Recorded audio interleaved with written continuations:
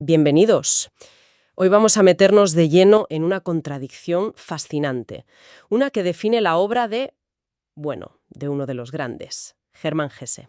Sí, es una tensión constante en él. Por un lado, sus personajes tienen un deseo casi desesperado de desaparecer, ¿no? De fundirse con la naturaleza, de ser una hoja más. Y por otro, una defensa a ultranza del yo, de la personalidad única. Del individuo, por encima de todo. Exacto. ¿Cómo se sostiene eso? Para empezar a entenderlo, nuestras fuentes nos llevan al origen, a su primera novela, Peter Kamenzind, de 1904. Ahí empieza todo.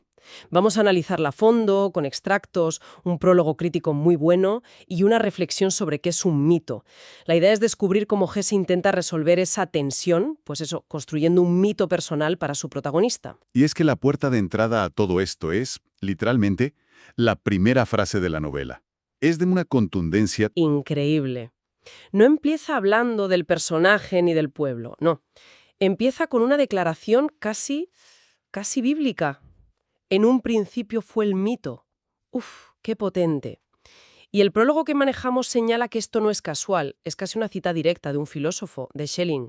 O sea, Hesse está diciendo desde la primera línea, ojo, que esto no es solo la historia de un chico de los Alpes. Claro, está diciendo esto es otra cosa. Exacto. Está diciendo, vamos a hablar de cómo se funda una realidad, conecta la vida de un individuo cualquiera con las grandes preguntas de la filosofía alemana. Vale, pero para un momento ahí. Sí. Porque eso puede sonar un poco grandilocuente, ¿no? Un escritor joven en su primera novela y ya está hablando de fundar una realidad.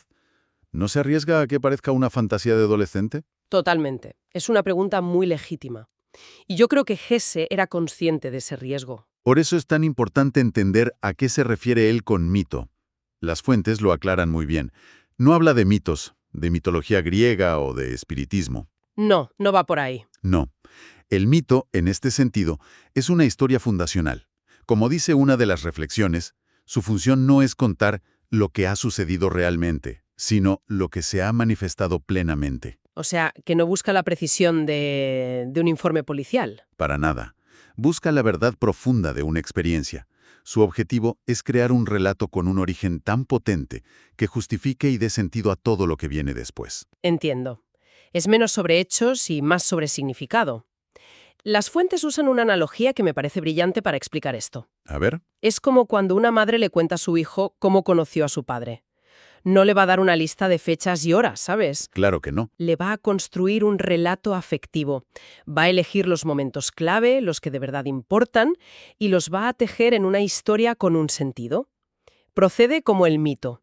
Exacto. Es la creación de un origen sagrado. Y si te fijas, eso es lo que hace Hesse. Vamos, al pie de la letra.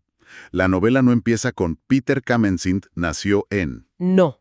Empieza describiendo la geografía, las montañas, los vientos, el lago, pero no como un geógrafo, sino casi como un sacerdote describiendo a sus dioses. Me encanta esa idea. Es que las montañas son viejos guerreros, las nubes son hermanas, el lago tiene un alma. Está sacralizando el escenario antes de presentarnos al actor. Son sus deidades. Son las deidades en el panteón personal de Kamenzind. Hay un ejemplo muy concreto en el texto que me fascina. No habla del viento en general, ni invoca a Eolo. No. Es mucho más específico. Habla de un viento concreto de los Alpes, el Föhn, y lo describe de una forma que le da una personalidad casi sobrenatural. Lo convierte en una fuerza que moldea la memoria de la gente. Una irrupción de lo sagrado, como dicen las fuentes. Precisamente. Al hacer eso, eleva una vida que podría ser normal, incluso pedestre, y la convierte en algo trascendente. Le da un marco sagrado. Así que, volviendo a tu pregunta, no es que sea pretencioso, Vale. es que está convencido de que toda vida para tener sentido necesita su propio mito fundador. Y si el mundo moderno ya no te los da, Te los tienes que crear tú. el individuo, y sobre todo el artista, tiene esa tarea. De acuerdo. Entonces, Hesse construye este escenario sagrado, esta especie de religión personal con la naturaleza como su panteón. Pero claro, toda religión necesita un creyente. ¿Quién es el hombre que habita este mito? ¿Quién es este Peter Kamenzind? Pues el prólogo lo dibuja como un arquetipo perfecto de su tiempo. Es un joven campesino de un pueblo aislado, pero con unas ambiciones intelectuales y artísticas enormes. o sea, un alma inquieta. Totalmente. Encarna a la perfección el malestar de principios del siglo XX. Es un solitario, está muy insatisfecho con el mundo que le rodea y tiene una sed inmensa de trascendencia. Es un eterno inadaptado. Y su único refugio, su verdadera iglesia, es la naturaleza. Hay citas en la novela que son increíblemente potentes. Llega a decir que el lenguaje de Dios suena fuerte en la majestuosidad de la naturaleza. Sí, esa comunión que siente es total, es casi mística. Y aquí es importante usar la palabra correcta que las fuentes mencionan. Es una relación panteísta. Panteísta. Y esto es clave. Porque el panteísmo no es solo que te guste mucho el campo, ¿eh? Es la creencia de que Dios es la naturaleza, de que el universo entero, cada árbol, cada nube, es una manifestación directa de lo divino. Claro, por eso una nube no es solo vapor de agua para él. Exacto. Es una hermana, porque comparte con ella la misma esencia divina. Espera un momento, porque esto nos lleva de vuelta a la contradicción del principio. Ujú. Si él cree que es parte de ese todo divino, si su anhelo es dejar de ser hombre para fundirse con los espíritus de los lagos y las montañas, ¿cómo se explica su otro lado? Esa defensa casi furiosa de la individualidad. Del yo. Sí, esa idea de que cada hombre es único. Es un ensayo precioso de la naturaleza. ¿Cómo se come eso? Busca disolverse y a la vez afirmarse con más fuerza que nadie. Es que parece un callejón sin salida. Lo parece, y acabas de poner el dedo en la llaga de todo el pensamiento de Hesse. Pero no es un callejón sin salida, es el motor de toda su obra. ¿Ah, sí? Esa tensión entre el yo y el universo, entre la individuación y la disolución, es el conflicto que sus personajes van a intentar resolver una y otra vez, novela tras novela. Peter Kamenzind es solo el primer campo de batalla. De hecho, el propio personaje es consciente de este dilema. Sí, tengo la cita aquí, es reveladora. Dice, ¿por qué no creer en Dios y entregarme a su mano generosa? Pero yo siempre fui orgulloso y obstinado, y continué esperando el milagro de una existencia propia. Ahí está. Ahí está. El deseo de rendirse al todo frente al orgullo de ser un yo único. Es una encapsulación perfecta del problema. Y si conectamos esto con el panorama literario de la época, entendemos por qué Hesse fue una figura tan solitaria. El prólogo lo contrasta con la corriente dominante, el naturalismo. Ah, claro, con autores como Émile Zola, por ejemplo, que eran casi científicos, ¿no? Exacto, científicos. Mientras otros se centraban en crear lo que el prólogo llama casos sociales. El minero, el tejedor, el alcohólico. Justo. Querían hacer una autopsia social de un minero, mostrando su genética, su entorno, su miseria, para explicar por qué es como es. ¿Y a Gese todo eso? Pues a Hess eso, básicamente le importaba muy poco. Él decía, sí, muy interesante, pero a mí lo que me importa es lo que le pasa a ese minero por dentro, en el alma, cuando mira las estrellas. Ignora el determinismo social. Casi por completo.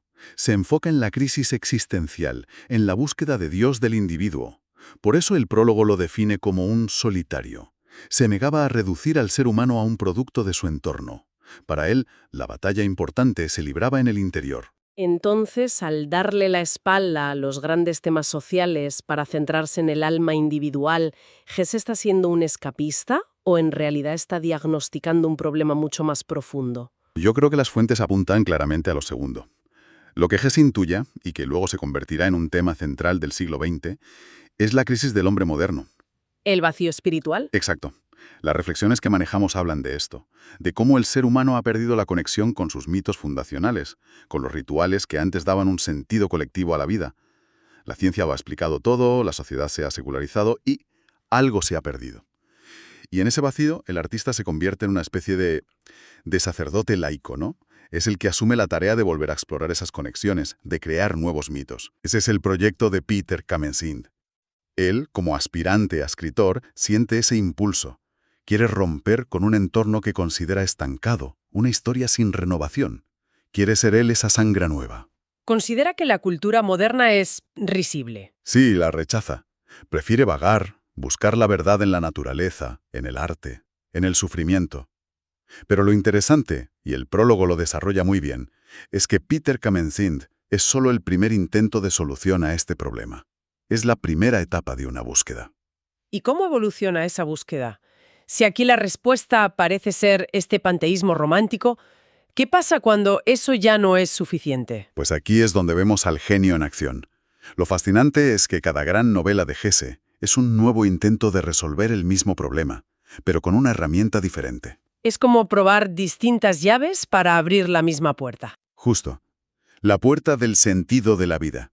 En Peter Kamenzind, la llave es la naturaleza y el mito personal, pero no es suficiente. ¿Y cuáles son las otras llaves que prueba? Pues después de la naturaleza, prueba con la introspección radical.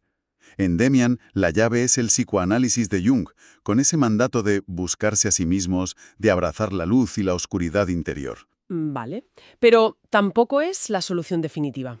Parece que no.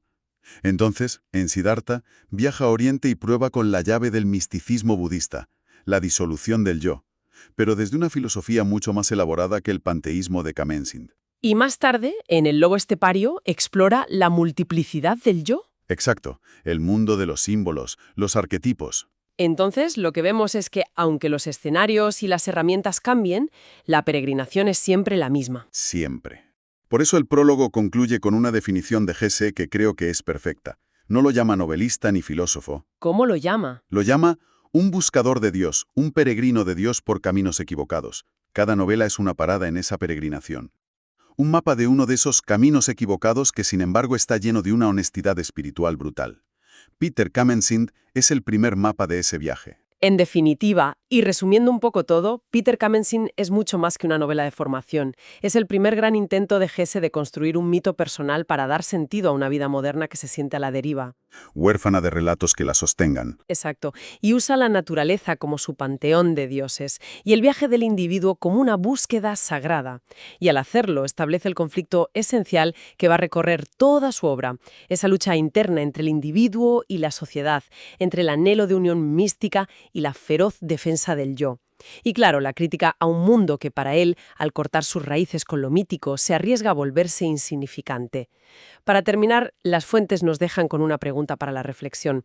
Una pregunta que nace directamente de este conflicto y que resume el dilema no solo de los héroes de Hesse, sino quizás un dilema de nuestro tiempo. La pregunta es esta, y es potente. ¿Es la cultura, con su historia, sus leyes, sus tradiciones, una limitación artificial para la vida del ser humano? ¿Una jaula que nos impide ser libres? ¿O, por el contrario, es el único marco donde nuestra existencia puede cobrar su sentido más elevado? Dicho de otro modo, y este es el sueño de todos los personajes de Hesse, ¿es realmente posible romper con todo el pasado y empezar de cero? ¿Crear nuestro propio mito desde la nada? ¿O estamos, nos guste o no, inevitablemente constituidos por la historia que heredamos?